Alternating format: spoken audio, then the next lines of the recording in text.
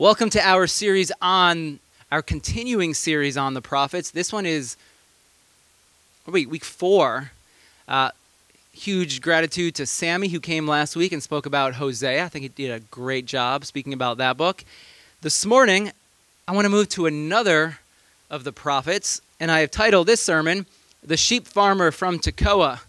How many of you have spent time over in Tekoa? The coffee there, I hear, is fabulous. Any idea who we're going to be talking about this morning? Who is this sheep farmer? How about Amos? Let's talk about Amos this morning. Now, forewarning, I had a really hard time with the sermon for this week. I actually had to finish the sermon on Saturday, which I never do. And the reason why, as the week was going on, I had more and more information. I could tell by Friday I was trying to jam so much in there because these chapters, there is so much depth and wisdom.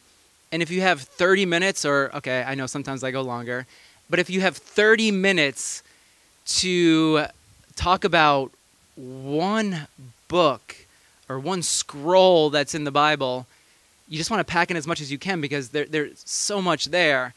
And there was a part of the sermon that I really, really wanted in there because I think it has a lot to say for us today, and it was really important, and it meant something to me.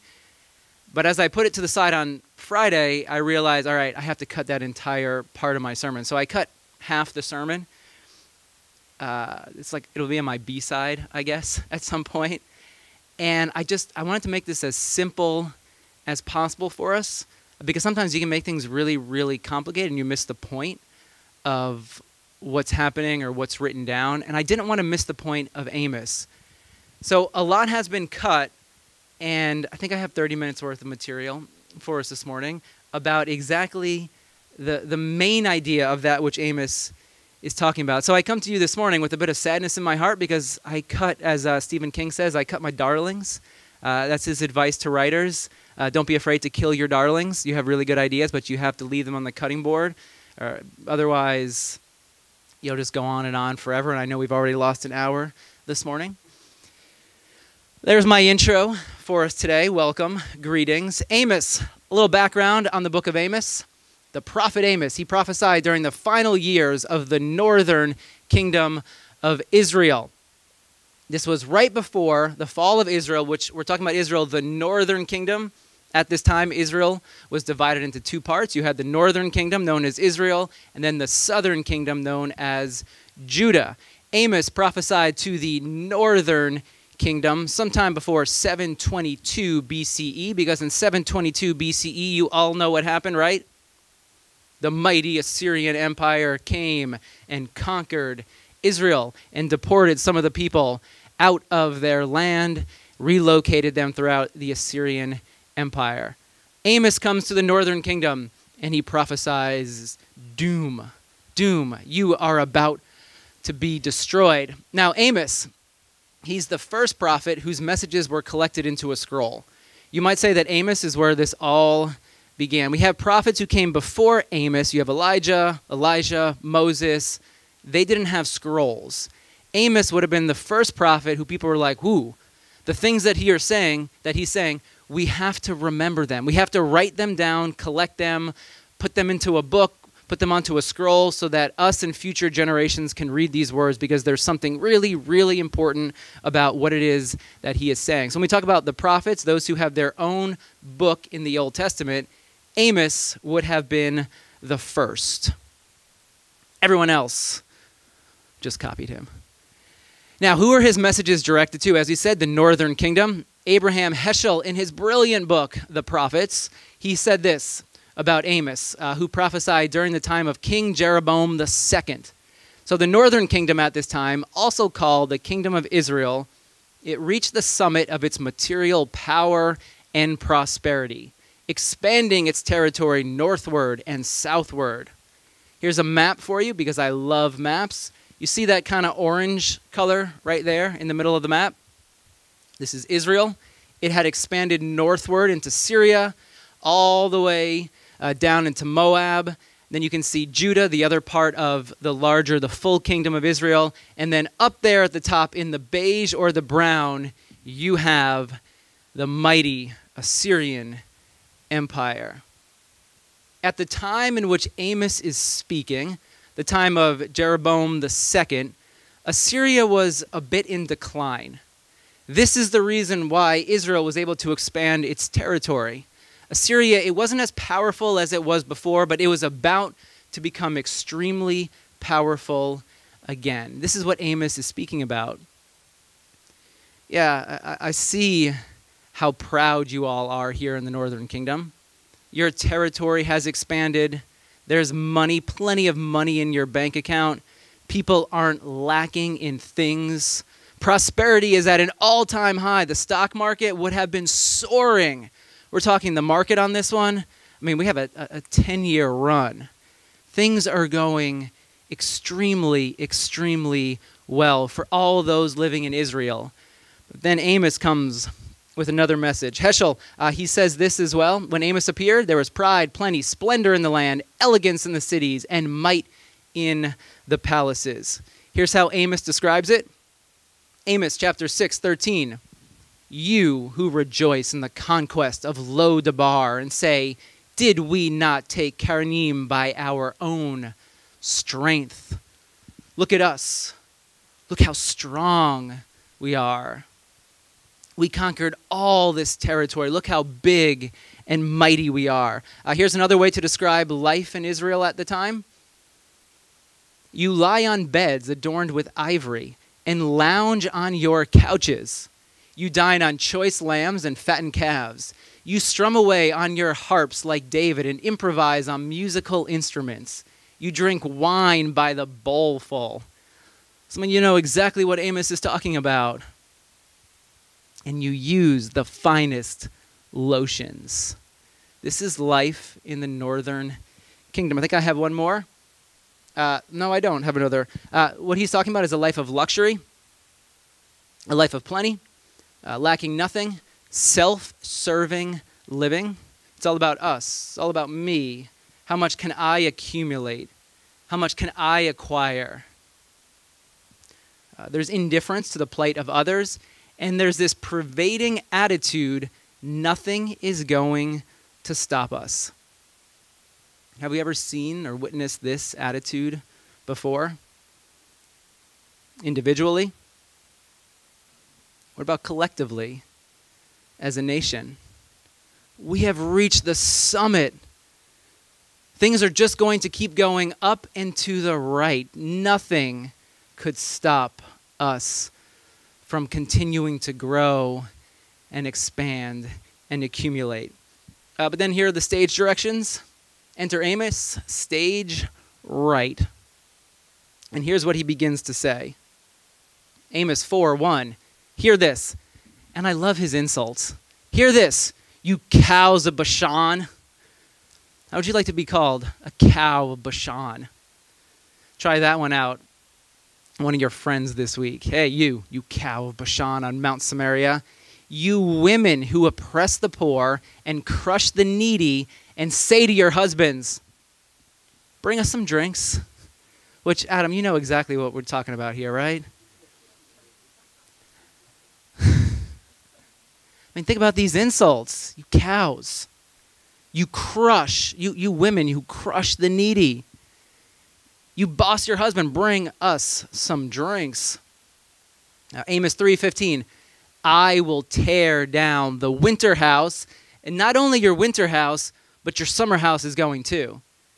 Because the wealthy in Israel at the time, not only did they have one home, but they had two. And now Amos starts saying, as of God, God is going to tear both of these houses down. The houses adorned with ivory will be destroyed. The mansions will be demolished, declares the Lord. Now, why is this destruction coming? Why are these houses being destroyed? Why are these mansions being demolished? Here's what God has to say through Amos. Amos 3:10, because the people do not know how to do right. Why is this destruction coming? Because the people do not know how to do right. This Hebrew word, it connotes the sense of straightness. There's a path that is straight, but then what's the opposite of straight? There is a crooked path. People don't know how to walk a straight path. They only know how to walk a crooked path. What do we say about people who might be a bit evil, might be a bit shady? We say they're crooked people. This idea goes all the way back thousands of years. People do not know how to walk a straight path. In fact, all their ways, they're crooked. Here's another reason why destruction is coming. They sell the innocent for silver and the needy for a pair of sandals. The people trample on the heads of the poor as on the dust of the ground and deny justice to the oppressed. One more reason, you levy a straw tax on the poor and impose a tax on their grain. There are those who oppress the innocent and take bribes and deprive the poor of justice in the courts. Was this written today, or was this written a couple thousand years ago? Do we see this cycle repeat itself time and time again? Yes, Amos was about the northern kingdom of Israel, but there's lots in here for us in our world today. So why is this destruction coming? It's because of how people are treating each other. There is a lack of humility, justice, equality, love, and mercy in Israel. And in its place was pride, injustice, exploitation, greed, and indifference. We look around our world today. Some of these ways of living that Amos is confronting, they're still alive and well here in 21st century America. You who lie on your couches, the finest lotions, wine by the bowlfuls, but meanwhile, there's those who are being oppressed by your lifestyle. There's those who are being forgotten. There's those who are being trampled on, those whose voices are not being heard. Let's step back for a moment. Who exactly was Amos? And this is really, really important for us to understand. In the very first sentence of this scroll, we're told that Amos was a sheep farmer from Tekoa. Now, sometimes you think, well, sheep farmer, he must have been poor as well, and he was just angry with the system. He was angry with the man because he was at the bottom. But in fact, Amos, he was pretty well-to-do. He had some means. He had money. He's probably a lot like many of us, where we find ourselves. Maybe Amos was right there in the middle class. He had everything he needed. He had resources, shelter, food. He wasn't lacking. So the question then becomes, well, what would cause him to leave that lifestyle for the life of a prophet? Because as we've been seeing, the life of a prophet, it's a hard life. Why would he leave a life of comfort for a life of hardship, of discomfort? Or maybe we could ask the question for us today, why would he leave his climate-controlled living room with his big screen TV, Uber Eats, multiple bathrooms, and 2-day Amazon Prime shipping? We've all become really comfortable with this way of living, have we not? If my package doesn't come in 2 days when it's promised, I should get a refund. There's injustice in that. I ordered this 2 days ago. They said it would be here by Wednesday. Now they're telling me it's delayed because of weather?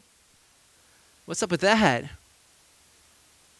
Why would Amos leave a life of comfort for a life of hardship?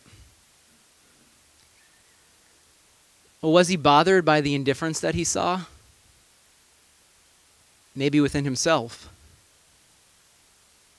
within his family, his neighbors. Was he bothered by the self-indulgent living?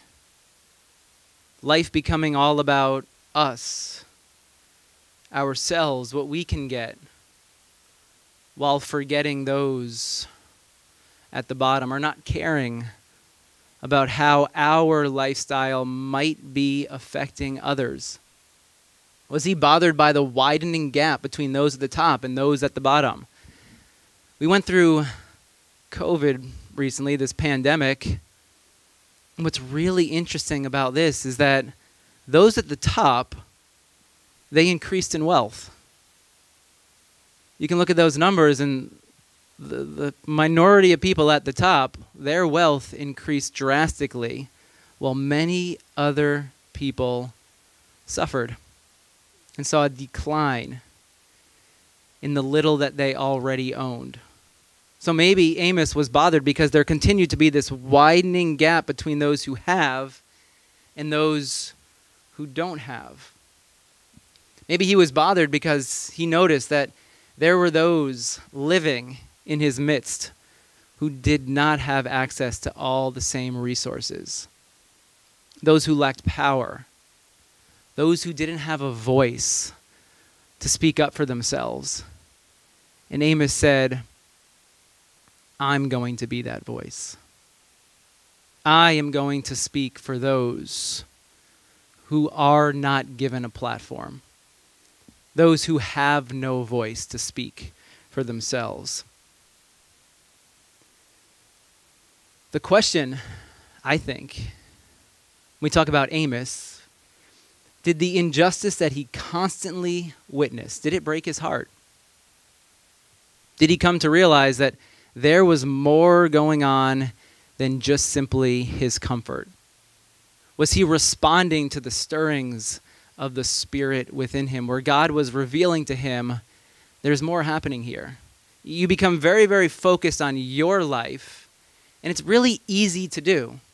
We look at what others have, and we think, if only I could get to where they are. We compare ourselves all the time, but normally we compare ourselves up.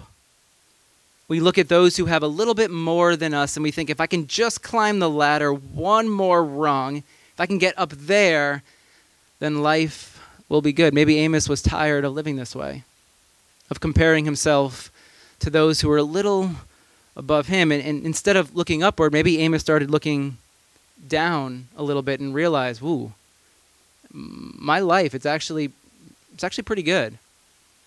And there's those within this community, within this country, they don't have half as much as what I have. And so Amos decided to get off the couch and to now begin to speak to those in power, to his contemporaries, about this way of living that had been established in Israel. I mentioned this a couple weeks ago. Oftentimes we read the Bible, but we forget that the Bible wasn't written by those who are in power. The Bible was actually written by those at the bottom, those who needed some hope, those who were being oppressed. We read a book like Amos, and we might cheer and say, man, Amos is really, he's given it to them. But here's the truth. Amos is speaking to us. And this is the challenge when we read the prophets. Amos is not on your side. This challenges me. It's very easy to keep the Bible at arm's distance. We can memorize verses, have catchy slogans and phrases. But when we enter into what's actually happening, we realize Amos is speaking to me.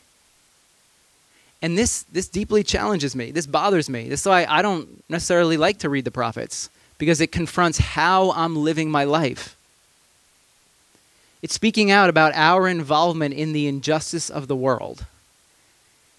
And the truth is, and it's a tension I hold within me, we're all complicit in this injustice.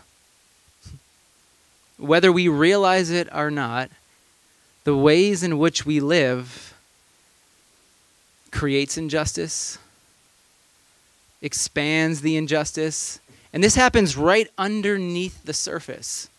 And we don't like to be confronted with that because we're very comfortable in how we live.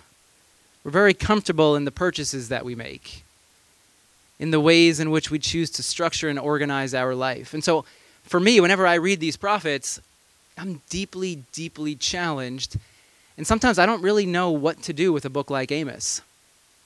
Because I think about diamonds. And Leonardo DiCaprio showed us the unethical side of the diamond trade in his movie Blood Diamond, 2006. And I remember when I learned about diamonds, it was, well, should I buy Steph a diamond when we get engaged? I mean, everyone does it. You're kind of supposed to do, and she'd probably be really mad at me if I didn't. But then you think about how is it that diamonds are sourced? And who gets hurt along the way? How much life is lost due to the diamond trade? Or what about this one? Clothing. We try to get things as cheaply as we possibly can. Oh, that's too expensive. I don't want to pay for that. I mean, even some of our designer goods.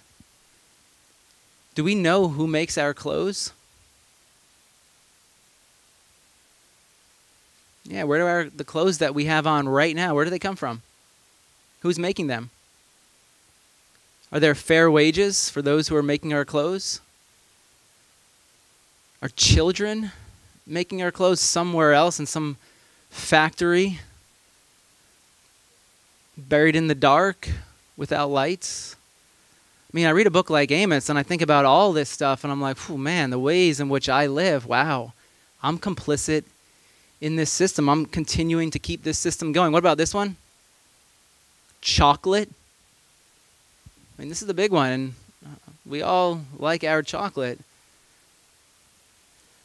The ethics of how we source our chocolate, if we really look into it, I mean, you can take a deep, deep dive into all of it, and you realize there's quite a bit of injustice. And every time we swipe our credit card, every time we purchase something, well, there's a long history of where the thing that we're purchasing comes from. And it's not always all good. I came across this one recently. Cobalt mining. This is a cobalt mine in the Congo. This is how people live in order to make maybe $1 a day. Maybe $1 a day. Do you know why we need cobalt?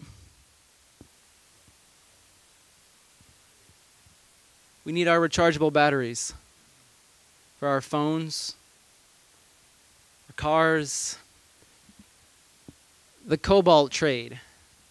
Massive, massive devastation and destruction to the land and the people of the Congo.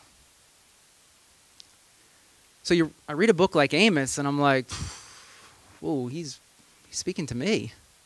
I'm the one lying on that couch. I'm the one I don't have any ivory in my house, I don't think, but I'm the one in my ivory mansion. Wow, and he's calling me out. He's calling me out.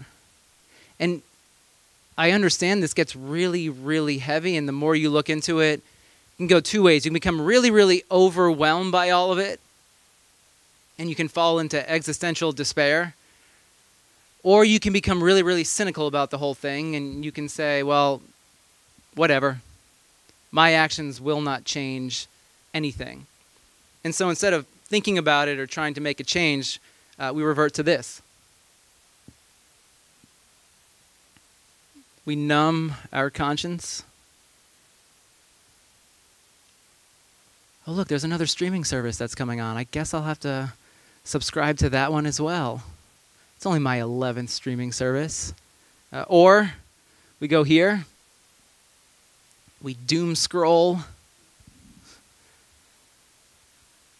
to take our attention away from the plight of those around the world. And I've been thinking about this for many, many years. And I remember when I first came across this idea, I was deeply, deeply bothered by it. And I really had no idea what to do. Well, do I change everything? Do I sell everything and live in a tent in my backyard? What can I possibly, how can I confront all of this? It was like the weight of injustice was right there on my shoulders. I couldn't even walk because there was so much heaviness. Well, what could I possibly do? And so the question for us here this morning, the question that Amos raises is, well, how do we respond? without falling into despair, without becoming cynical, how do we respond to what Amos is saying to us today? And here's some wisdom that I have learned over the past 6 or 7 years, what has tremendously helped me when we come across a book like Amos. You have to find your cause. How will you combat injustice in your life? Here's the truth. You cannot care about every single injustice.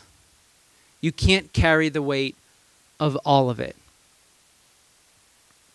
You can make particular choices, but the wisdom for me, that which has tremendously helped me, is what's the one form of injustice that you can devote yourself to helping bring about a difference?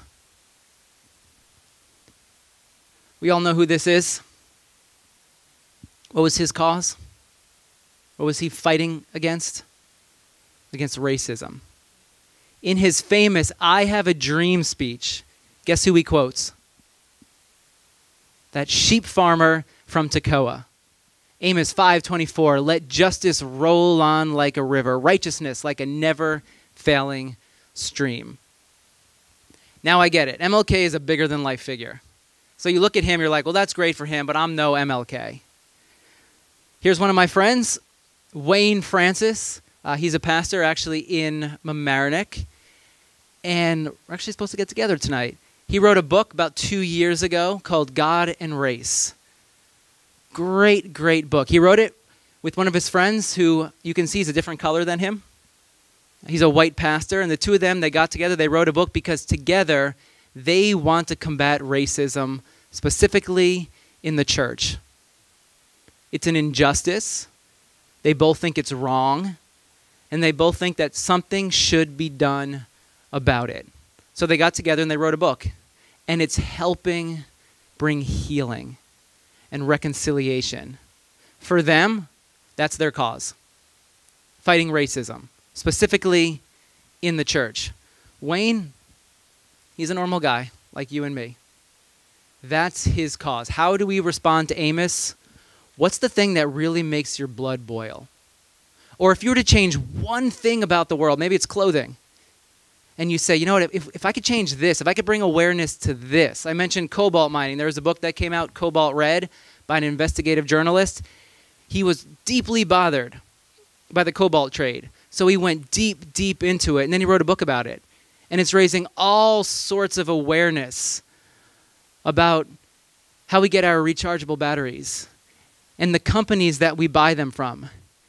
He's holding them accountable because that's his cause. What's the one form of injustice that can become your cause, the thing that you can fight for? Here's another organization here, right here in Westchester, the Sharing Shelf. Many of you have partnered with the Sharing Shelf before. People go, they donate new clothes or gently used clothes. They get sorted. And then people who don't have access or who don't have the resources to go and buy clothes, they go and they're able to get clothes for free. Deborah started this. She says it was started because of clothing insecurity.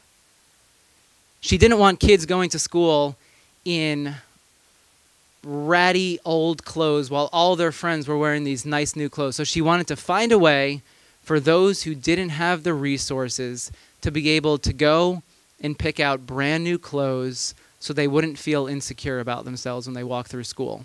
Where did this one start? In her house. She's a normal person like you and me. She said there's something wrong about what's going on right here in Westchester. There's a widening gap between those who have and those who don't have. There's those who walk around with really nice clothes and those who are embarrassed about what they're wearing. There was something wrong about it, and so she decided to do something. That was the injustice that she was trying to do something about. They now own a warehouse, and people can go, they can volunteer. I just got an email recently. They now go around Westchester and they will pick clothes up at your house because they want to continue expanding their mission in making sure that every single person in Westchester has access to new or gently used clothes. Now here's another one. There's our friend, Tony Hillary. Many of us, again, we have volunteered at Harlem Grown. Trespassers will be composted, yes, so if you want to be 6 feet under a little earlier, trespass in there. Food injustice. Food injustice. I've heard Tony tell the story multiple times. And how did this start for him? One step. Like Amos, he got off the couch. I mean, he literally got off the couch. And he went to a school and just started volunteering his time. And then after one step, there was another step, and then another. And now, I mean, how many locations does Harlem Grown have now? 14 different locations, fighting food injustice, raising kids to be men and women, mentors, coming aside kids who might not have parents who have that ability in their lives. It was an injustice. He saw that there was something wrong. There were those at the bottom, and just by one simple step, he started doing something about it. That's how it begins. That's how it begins. One step. Is there a small step that you can take this morning, this week? Is there something in your heart that's deeply, deeply bothering you about the world? And you can't take it all on. You're not a superhero. But is there one area of injustice that you can bring some healing and reconciliation to? Here's another one of our friends, Adrian, not here with us this morning. Her and her children started Linking Handlebars. Again, another organization that we partner with. We'll be going to the farm. We'll be working with Linking Handlebars again this year. Adrian and her kids realized, well, there's a lot of kids around Westchester who don't have the resources to go and buy a bike. So what they do is they collect used bicycles, they clean them up, they have bike mechanics that come and fix these bikes up, and then they have these huge donation parties where kids around Westchester who can't afford to buy a bike will come and they will be able to just take home with them a refurbished and restored bicycle. It's an area of injustice that Adrian and her family said we want to do something about. So how do we respond to a book like Amos? How do we not get overwhelmed? How do we not become cynical about the state of the world? You find your one cause. Is there an organization that you can volunteer with? Is there one step that you can take to combat the injustice that exists in our world? So that, like Martin Luther King, you can say, let justice roll on like a river and righteousness like a never-failing stream.